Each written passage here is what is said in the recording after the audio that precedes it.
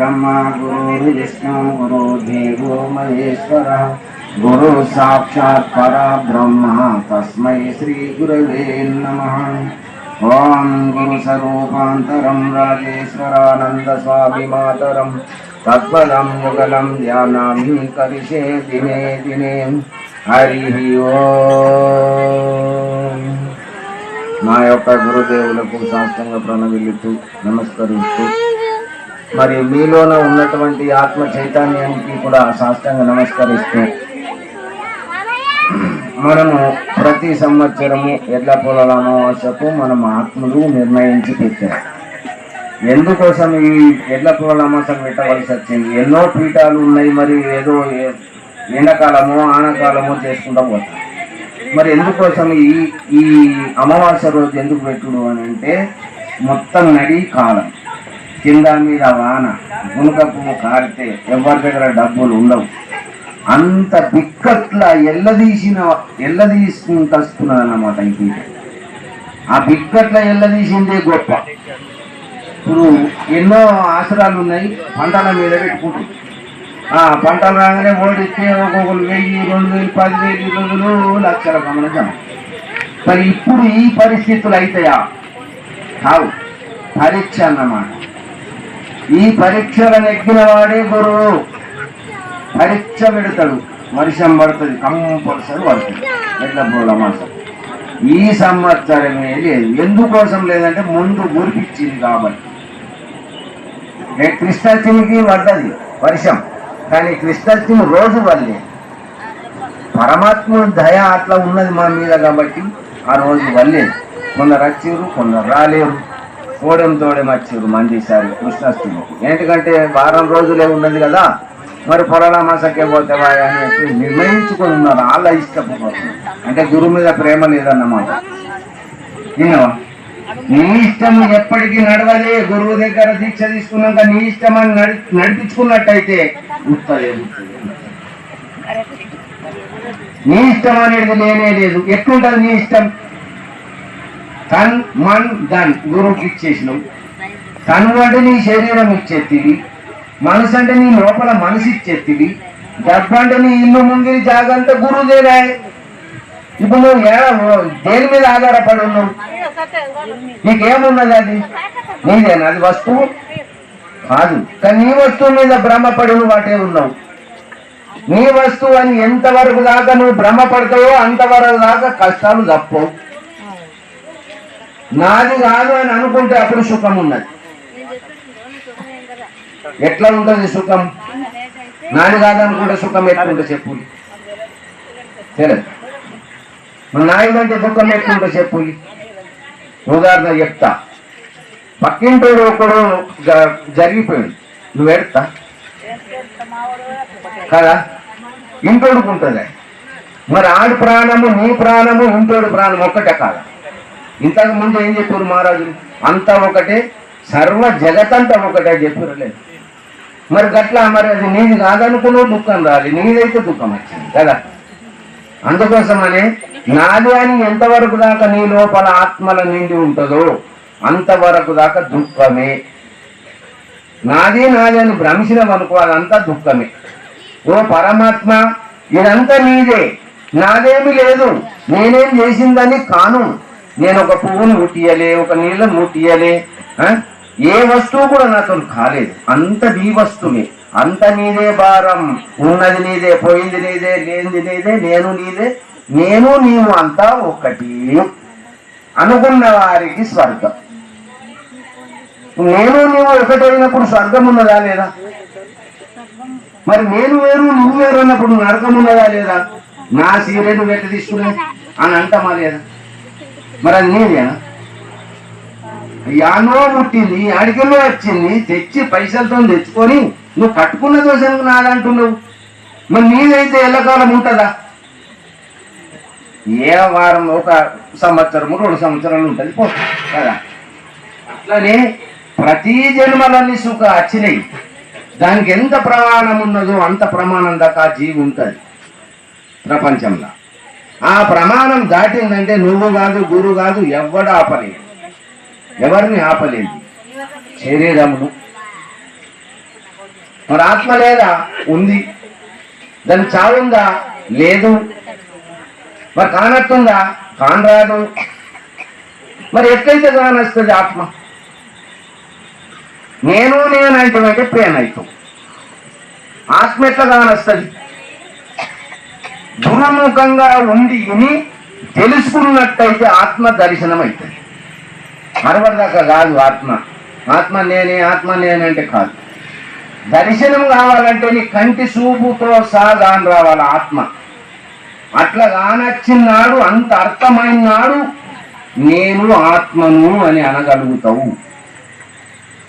అట్లా కాని రాకపోతే, అట్లా నీకు దర్శనం కాకపోతే నువ్వు ఎన్ని రోజులున్న నాది అనేది దాన్ని పిడికిడి పట్టుకున్నావు.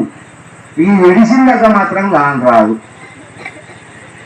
కానత్తదా? కానరా. మరి ఎందుకోసం? అయితే ఒక చిన్నది ఒక కథ. గురువు శిష్యులు ఇద్దరు కలిసి పోతున్నారు. పొంగ ఆగు వారుతున్నది పుల్లు. ఆగుల గుడ్డ ఏం కొట్టుకపోతున్నది. దాని మూతి లోపట్టున్నది. మీరు ఎక్క కొడుతుంది? గొంగళ లెక్క కొట్టింది. సాని గొంగడి పోతున్నది నేను చెప్తా. సాని గొంగడి కొట్టుకపోతున్నది నేను చెప్తా అని శిష్యుడు అంటున్నాడు. అరే అద్దురాదు మనకెందుకు, అది అద్దు పోని అని గురువు అంటున్నాడు. ఆయన ఆడికి మనసులో పడతలేవు. సాని నేను చెప్తా అంటున్నాడు. అట్లా 10 మంది అన్నది చూసినాక పోరా చేయపోవాలి. పుష్పాడుతున్నది ఆగు బంగాన పొంగిండు. ఈయన కూడా దాన్ని పట్టుకున్నాడు. పట్టుకున్న వారికి అదేం చేసింది? అబ్బా నాకు గడ్డ దొరికిందని ఈయన పట్టుకున్నాడు. ఈయన పట్టుకున్న వారికి అది మునుగా ఈడు మునుగా. ఓ సామి ఇది దొంగడు కాదు, ఇదేమో ఉన్నది, నన్ను పట్టుకున్నది విడుతలేదు అన్నాడు. అరే నువ్వు విడిసబెట్టురా అని గురువు అన్నాడు. నేను విడుతున్నా కానీ అది నన్ను పట్టుకున్నాను. అది విడిసబెట్టి 2 చేతులు పక్కనే, కానీ అది మాత్రం గడ్డ ఉన్నది, అది పట్టుకున్నది. అట్లనే నీ సంసారం సుఖ గట్లనే పట్టుకున్నావు కాబట్టి మమ్ముతావు. ఏదైతే ఉన్నదో అది గుడ్డెంగుడు, కానీ ఆ గుడ్డెంగుని భ్రమపడలేవు, గొంగడని భ్రమపడ్డు. ఆ గొంగడి కోసం పోతే ఏమైంది? నీకు దగ్గరకు వచ్చింది. అప్పుడు మహారాజు ఏం చేసాడు? కమలాన మళ్ళీ మీ స్థలంగా విడిసబెట్టిడు కాడకి ఎక్కాడు. మరి మహారాజు లేకపోతే మరి ఇప్పుడు వాళ్ళ ఆధారమైన గురువు. గురువు ఆధారము, గురువు శిష్యులైన వాళ్ళు గురువు ఆధారము నుండి గురువు దగ్గరికి వెళ్ళి ఎప్పుడెప్పుడు సత్సంగం చేస్తే ఎంత పెద్ద కష్టాలు వచ్చినా చిన్నగా వచ్చి పోతాయి. కష్టాలు మాత్రం తప్పయి. నేను గురువు దగ్గర చేస్తున్నా, నేను గురువు దగ్గరికి వెళ్తున్నా, నాకు ఇక్కడ కష్టం ఏంటికి వచ్చింది అని అంటే అట్లా కాదు. శరీర తరుణం రానేస్తుంది. శరీరంలో మరి కానప్పుడు రాదా దానికి ఏం నేర్పుతున్నావు? అన్ని అడ్డమైన సొమ్ములే పెడుతున్నావు. దానికి పెడుతున్నావా లేదా? ఇన్ని సొమ్ములు పెట్టి దీన్ని శృంగారం చేస్తున్నావు. 1 నడవల వరకు ఉన్నాయని వీక్కున్నావు, కొండవ కట్టెలా రాలేస్తున్నావు. మరి అది నేను ఉంచుకుంటే ఏమవుతుంది? ఉంచుకుంటావా? 1 గంట 2 గంటలు లేట్ అయితే ఏడ్చేసి బంద్ చేసి ఏమైనా తయారీ చూడలేదంటది. వెళ్ళనే ఇంకా పోను కదా కదా. అట్లా ఈ ప్రపంచం ఎట్లా ఉన్నది అంటే ఆత్మ నిదర్శనం కావాలంటే గురుముఖంగా ఉండి ఆత్మ నిదర్శనం చేసుకోవాలి. ఆత్మ నిదర్శనం ఎప్పుడైతే అవుతుందో అప్పుడు నీ మనసు కుదుట పడుతుంది. ఆ కుదుట పడ్డాక నీకు ఆశలు అనేవి కొన్ని దూరం అవుతాయి. ఇప్పుడు సుతాలు ఇళ్ళకు పోతారు, వాళ్ళకి ఏదో పని పడి వచ్చిళ్ళు, మరి ఏదో ప్రేమకు 200 చీరలు 300 చీరలు పెడతారు. పెట్టిందని ప్రేమతో తీసుకోవాలా? గీసుకుంటుంది లేదా? దాన్ని మొత్తం ఆస్తున్నది. ఆస్తుంటే ఏం చేస్తుంది? మనసు ఉండాలా? ఆస్తి నీటికి వస్తుంది. మరి నువ్వు పెడతావు అట్లా? అక్కడ నిమిత్తం అప్పటి మందం సంతోషపడటానికే అది. మళ్ళా అది పెట్టింది నువ్వు పెట్టాలనంత, బదులుకు బదులు పెట్టాలనంత పెట్టాలి. ఏమిటికి లాభం? మరి కొంచెం అవసరమా కదా? పెట్టితే తీసుకో, మళ్ళా నీకు పెట్టే బుద్ధి నువ్వు పెట్టు. నాకు ఇది మంచి లేదా, నాకు మంచి లేదని అంటే నువ్వు పట్టుకున్నావు మాయను. 1000 రూపాయల చీర తెచ్చిన నీకేమైనా సంబరం ఉన్నదా? 2000 రూపాయల చీర తెచ్చిన మన సంబరం ఉన్నదా? ఎంతసేపు ఉంటుందా సంబరం? మాది మంచిగా పెట్టింది, 2000 రూపాయల చీర పెట్టింది, 4 చెప్పుకోవడం అంతే ఉంటుంది. అది పోతుంది. నువ్వే ఉండే పూజ కంటే నువ్వు సీరి మీద భ్రమపడి భేదాలు పెట్టుకొని మనసును కింద మీద వేసి కామక్రోధ లోపమోహాలకు లోపల జరగబడుతుంది దాన్ని. ఇప్పుడు ఎక్కడికి వచ్చినాయి కామక్రోధాలు? దీని మీకెళ్ళి వచ్చినాయి. ఈ మంచిగా ఉన్నది, చెడ్డగా ఉన్నది, గంట పెట్టింది, గింత పెట్టింది, దాని మీకెళ్ళి లోపల ఉత్పన్నమైనవి. బయట ఉన్నాయా కామక్రోధాలు? నీ లోపలనే ఉంది. మనసు బయట ఉందా? నీ లోపలనే ఉంది. బుద్ధి బయట ఉందా? నీ లోపలనే ఉంది. మరి అన్ని నీ లోపల ఉన్నప్పుడు నీకు లేకపోతే మాట ఏంది చెప్పు? అన్ని నీ లోపల లేకపోతే బయట ఉన్నాయడను. ప్రతి ఒక్క మాట నీ లోపల ఉంది. ఆ ఉన్నటువంటి మాటను గుర్తెరగతలకు గురువు కావాలా? అది ఏం చేస్తున్నది? ఈ మనసు ఏం చేస్తున్నది? నన్ను కోరికలను కోరిపిస్తున్నది. సరే, కోరుకున్నాం, మంచిదే. కోరుకున్న వారికి ఏమైంది? దాని తర్వాత దుఃఖం వచ్చింది. మంచిది కోరుకున్నాం, మంచిదే, కానీ దాని తర్వాత ఏమైంది? దుఃఖం వచ్చింది. ఎట్లొస్తుంది దుఃఖం? మంచిదే తెచ్చుకున్నాక దుఃఖం ఎట్లొస్తుంది? పీతాంబరం తెచ్చుకుంటే కట్టుకుంటే కూర్చుందామంటే భూమి ఉండే, ఇప్పుడు దీనికి పీట కావాలా? పీట మోసుకొని వస్తావా? ఇప్పుడు దాంతో నిలబడి కాళ్ళు వస్తాయి. దుఃఖం వచ్చింది రాలేదు? వచ్చిందా రాలేదా? అదేం పని చేసింది చెప్పు మరి? ఇప్పుడు మంచిది ఏం పని చేసింది? దుఃఖం గుమ్మాలని చేసింది. అట్లనే నువ్వు కోరికలు ఏదైతే కోరుతున్నావో ఆ కోరినవన్నీ నీకు దుఃఖాలే. కోరకుండా వచ్చిన వస్తువు ఏదైతే ఉందో అదంతా ఆనందమే. అట్లా విధాలు ఎన్నో రకాలు ఉంటాయి. కానీ నీ లోపల మనసు శూన్యంగా ఉండాలి. దానం చేయాలి, ధర్మం చేయాలి, యజ్ఞాల కాడికి పోవాలి, గుళ్ళ కాడికి కూడా పోవాలా. అవి కూడా ప్రతిష్టాపన చేసిన దేవతలే కదా. ఆ దేవుడు ఉంటేనే కదా నీకు ఈ గురువు చెప్పిన మాట పట్టుకున్న దేవుడి దగ్గరికి వచ్చి నీకు ఫలం అయ్యేది. ఎన్నో దేవుళ్ళని తిరుగుతావు. కాన్పుగాలి వెంకటేశ్వర స్వామి దగ్గరికి పోతే నాకు కొడుకు, నాకు అదే దేవుడిగా.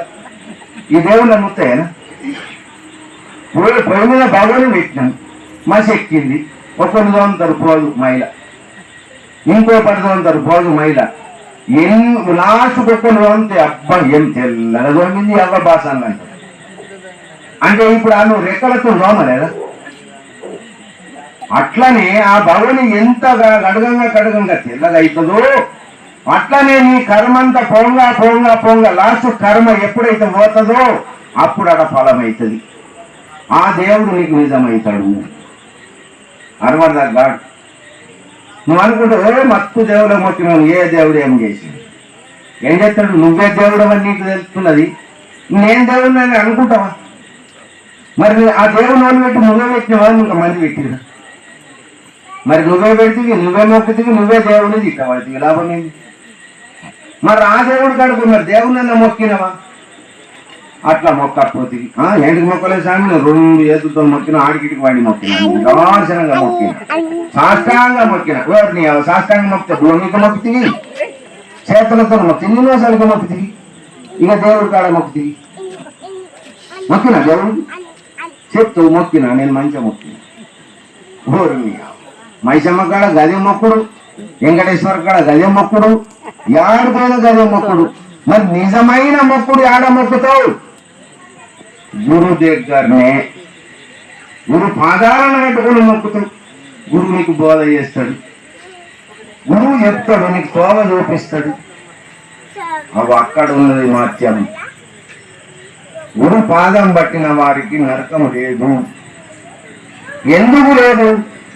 నువ్వు ఆ గురువు చెప్పిన బాటలను నడిస్తే లేదు, నడకపోతే ఉన్నదమ్మా.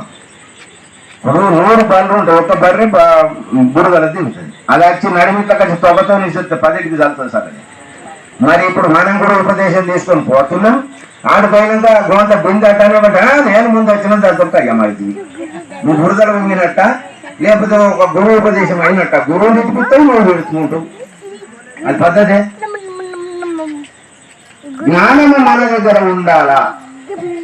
మనం ఎప్పుడైతే మనము ఒక గురువు దగ్గరకు పోయినామో, తన ధనములు ఎప్పుడైతే అర్పితం చేసినామో, ఈ తనువు నాది కాదని ఆనాడే చెప్తాయి. మనసు నాది కాదంటే ఈ మనసు నన్ను కొరికి పెట్టినందుకు గురుదేవా, మరి ఈ మనసు నన్ను కట్టడి చేయాలని ఒక్కసారి అన్నాను. అనలే. ఇది అనకపోతే ఇంటలే అని ఉల్టంటివి. ఉల్టంటే కయ్యమే. మరి ధనం నాది కాదనుకుంటున్నా, నేను తాళం వేయకొచ్చిన అంత పోతుంది. ఏం పోతుంది? పోతే ఉన్న సామాన్ ఎత్తుకపోతాడు, మళ్ళీ వస్తుంది. అలా అడికి అక్కున్నాడు కూడా పోతాడు, ఊరుకుంటాడా? నువ్వు ఉన్నా కూడా పోతాడు. షాకి చూపిస్తే నువ్వేమో ఊరుకుంటా కొడుతానేమన్నా? మరి ఇడిసెడుతూ అయ్యా నన్ను ఏమనకు కొడు కొడు కొడు. ఇంకా మూలకునే కూడా తీసుకొచ్చి అనిపించే. మగవాళ్ళు అయినాకంతే ఆడవాళ్ళు అయినాకంతే దాని దగ్గర బల్యం ఉంటుంది కాబట్టి భయపట్టిస్తాడు. గురువు దగ్గర ఏముంటది? ఏముండదు, ఎత్తుకపోయేది ఏముండదు, మోసుకపోయేది ఏం లేదు. ఒక్క నోటి మాటనే ఉంటుంది. ఆ మాట నోడన్నా కొండపోతాడా చెప్పుని? గురువు ఇచ్చిన వాక్కు ఓడన్నా ఎత్తుకపోతాడా? దొంగలు పడతారా? మరి దొంగలకు అందని సొమ్ము ఎత్తామంటే రారు. దొంగలకు కావలసిన సొమ్మును కూడా తెచ్చుకుంటారు. 1,00,000 రూపాయలు ఎంటున్నాయి అనుకో, నిద్ర పడుతుంది ఇక్కడ. నేను 1,00,000 రూపాయలు ఎంత పెడితే, నేను వాళ్ళకి చెప్పకపోతే, పక్క పంటోడికి చెప్పకపోతే, తాళమే శక్తి 1,00,000 ఉంటాయో పోతాయో ఉంటాయి. నీ మనసు ఉన్నట్ట, నువ్వు నీడు ఉన్నట్ట? నువ్వు లేవు, మనసు ఆడున్నది. నువ్వు శరీరం నీడున్నది, కానీ నీ మనసు ఆడున్నది. నేను చెప్పింది నీకు ఎక్కది. అందుకోసమనే గురువులు ఎవరైనా కానీ సభ చెప్పేటప్పుడు కంటిలో కన్ను పెట్టి చూసినట్టయితే నీ మనసు ఎటు నీ చూపు పోతుందో నీ మనసు అటు పోతుంది. ఆ మనసుకు మనసు ఏకమైతే చెప్పిన మాట ఖచ్చితంగా నీకు నాటుకుంటుంది. ఇక నేను ఇక్కడ ప్రవర్తన చెప్తున్నట్టే నువ్వు అటు ఇటు మాట్లాడుతావంటే నువ్వు ఇక్కడ ఉండి కూడా లేనట్టే. నేను లేనా 10 మంది అంటే ఉన్నావు సరే, ఏం చెప్పిండేవో ఏమో నేను వినకపోతే అప్పుడు మరి ఈయనే ఉన్నావు కదా. అవి ఉన్నమాట సరే, ఏం లేదు. ఏమిటి కోసం ఏం లేదు, మనసు లేదు. మరి కావలసింది ఏంది ఇప్పుడు మనకు? మనసే కారణం.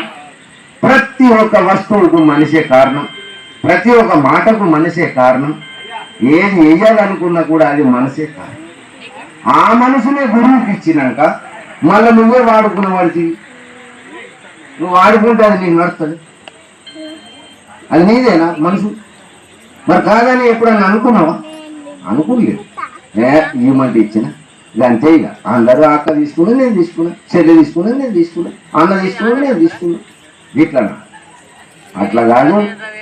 ఎప్పుడైతే తన్మందనములు అర్పితం చేసినామో, గురుప్రోవ ఎప్పుడైతే పట్టినామో, కనీసం నెలకోసారన్నా, 10 దేశాలకోసారన్నా, 2 నెలలకొకసారన్నా గురువు దగ్గరికి వచ్చి సంభావన చేయాలి. నీకు వచ్చిన సంశయము గురువును అడగాలి, తెలుసుకోవాలనే తపన ఉండాలి. ఆ తపన ఎప్పుడైతే ఉంటుందో నీ కోరికలు నశిస్తాయి. ఎటువంటి కోరికైనా నశిస్తుంది.